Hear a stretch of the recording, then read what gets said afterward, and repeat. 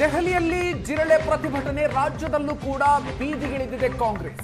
Cockroach ಪ್ರತಿಭಟನೆಯ ಸಂದರ್ಭದಲ್ಲಿ ಲಾಠಿ ಚಾರ್ಜ್ಗೆ ಕಾಂಗ್ರೆಸ್ ಖಂಡನೆಯನ್ನು ವ್ಯಕ್ತಪಡಿಸಿದೆ. ರಾಜ್ಯದ ಬೇರೆ ಬೇರೆ ಜಿಲ್ಲೆಗಳಲ್ಲಿ ಈ ವಿಚಾರವಾಗಿ ಕಾಂಗ್ರೆಸ್ ಈಗ ಪ್ರತಿಭಟನೆಗೆ ಮುಂದಾಗಿದೆ.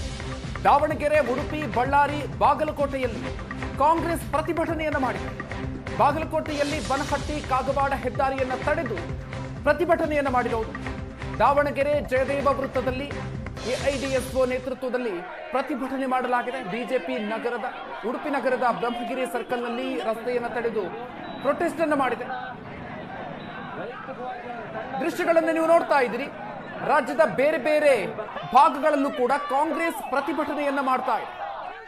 ದೆಹಲಿಯಲ್ಲಿ ಕಾಕ್ರೋಚ್ ಜನತಾ ಪಾರ್ಟಿಯಿಂದ ಪ್ರತಿಭಟನೆ ನಡೆಸ್ತಾ ಇರೋದಕ್ಕೆ ಸಂಬಂಧಪಟ್ಟಂತೆ ರಾಜ್ಯದಲ್ಲೂ ಕೂಡ ಪ್ರತಿಭಟನೆಗಳು ನಡೀತಾ ಇದೆ. ಬಾಗಲಕೋಟೆಯಲ್ಲಿ ಪ್ರತಿಭಟನೆ ನಡೀತಾ ಇರುವಂತಹ ದೃಶ್ಯವನ್ನು ನೋಡ್ತಾ ಇದ್ದೀರಿ. ಮತ್ತೊಂದು ಕಡೆಯಲ್ಲಿ ದಾವಣಗೆರೆಯಲ್ಲೂ ಕೂಡ ಅಷ್ಟೇ ಪ್ರತಿಭಟನೆ ನಡೀತಾ ಇದೆ. ಉಡುಪಿಯಲ್ಲೂ ಕೂಡ ಪ್ರತಿಭಟನೆ ನಡೆದಿದೆ.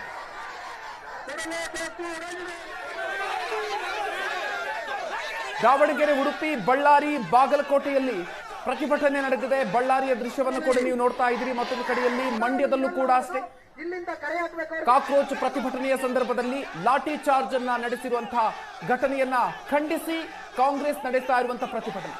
ಮಂಡ್ಯದಲ್ಲಿ, ಮಡಿಕೇರಿಯಲ್ಲಿ ಕಾಂಗ್ರೆಸ್ ಕಾರ್ಯಕರ್ತರು ಬೀದಿಗಿಳಿದು ಹೋರಾಟವನ್ನ ನಡೆಸಿದ್ದಾರೆ.